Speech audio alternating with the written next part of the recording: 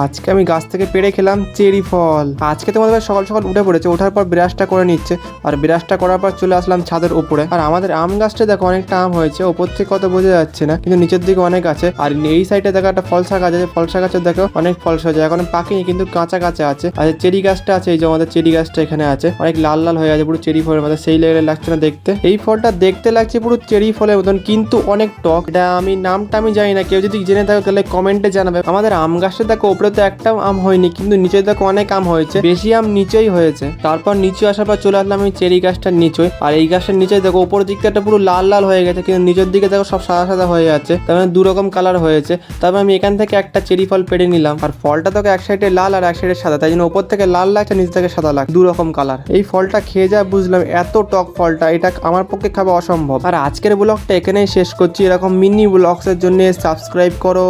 Tata, bye bye.